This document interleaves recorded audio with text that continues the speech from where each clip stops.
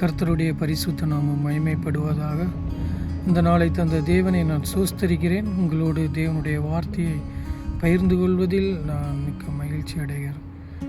கர்த்தர் நல்லவர், கிருபையுள்ளவர், இரக்கமுள்ளவர். ஒவ்வொரு நாளும் புதிய கிருபைகளை கொடுக்கிறார், ஜீவனை கொடுக்கிறார், ஆரோக்கியத்தை கொடுத்திருக்கிறார், போக்கிலும் வரத்திலும் பாதுகாத்து வருகிறார். எல்லாவற்றிற்கும் மேலாக என்னுடைய பாவங்களுக்கு தக்கதாக நியாயம் செய்யாமல் அவருடைய மகா பெரிய கிருபையை தந்து அவருடைய வார்த்தையை நான் மற்றவர்களுக்கு பகிர்ந்து கொள்ள கிருபை செய்தார்.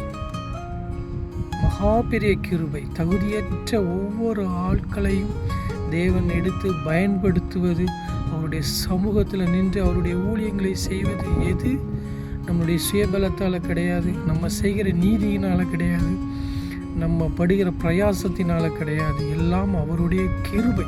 அவருடைய கிருபையினால தான் ஒவ்வொரு நாளும் நம்ம கடத்தி சென்று கொண்டிருக்கிறோம்.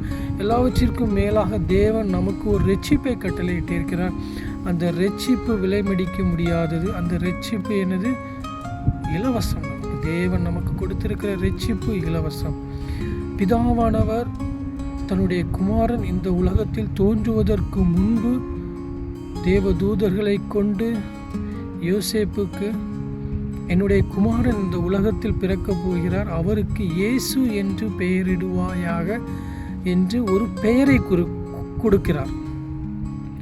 பிதாவானவர் தன்னுடைய குமாரனுக்கு ஒரு பெயரை சூட்டுகிறார். என்ன பெயர்? இயேசு. இந்த இயேசு என்ற நாமத்தினுடைய அர்த்தம் என்னவென்றால் ரட்சிப்பு, ரட்சிக்கும் தேவன் என்று பொருள்படுகிறது.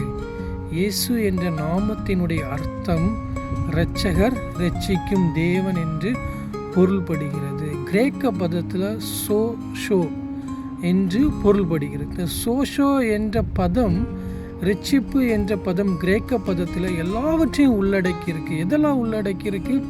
பாவத்திலிருந்து நமக்கு ரட்சிப்பு, வியாதிகளிலிருந்து விடுதலை, சத்துருவின் பிடியிலிருந்து விடுதலை, வறுமையிலிருந்து விடுதலை, பூரணப்படுத்துவது, நம்மளை பலப்படுத்துவது, நமக்கு வெற்றியை தருவது, எல்லாமே எது?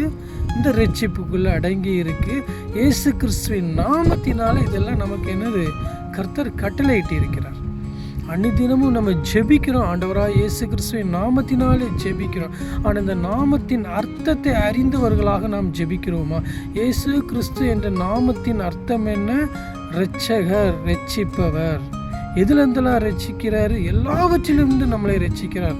பாவத்திலிருந்து, வறுமையிலிருந்து, வியாதியிலிருந்து, சத்துருவின் பிடியிலிருந்து நம்மை பலப்படுத்துவது, நம்மளை குணப்படுத்துவது, நமக்கு ஆரோக்கியத்தை கொடுப்பது, நமக்கு வெற்றியை கொடுப்பது, எல்லாமே என்னது? இயேசு என்ற நாமம் தான் நமக்கு எல்லாவற்றையும் சீர்படுத்துகிறது, சிறப்படுத்துகிறது.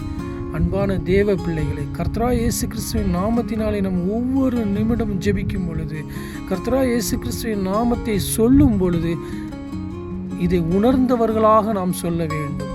இந்த நாமம் நம்மளை ரட்சிக்கும், இந்த நாமம் நமக்கு விடுதலை கொடுக்கும், இந்த நாமம் நம்மளை போஷிக்கும், இந்த நாமம் தான் எல்லாவற்றிலும் நம்மளை சீர்படுத்தும், மகிமைப்படுத்தும், குணப்படுத்தும், முழுமைப்படுத்துவது கிறிஸ்து என்ற நாமம் என்று உணர்ந்தவர்களாக நம்ம ஜெபிக்கும் பொழுது கர்த்தர் எல்லாவற்றிலும் நமக்கு விடுதலையும் ஆசீர்வாதத்தையும் கட்டளையிடுவார். ஆவிக்குரிய ஆசீர்வாதங்களை கட்டளையிடுவார். ஆமென். கர்த்தர் தாமே உங்கள் அனைவரையும் ஆசீர்வதிப்பாராக.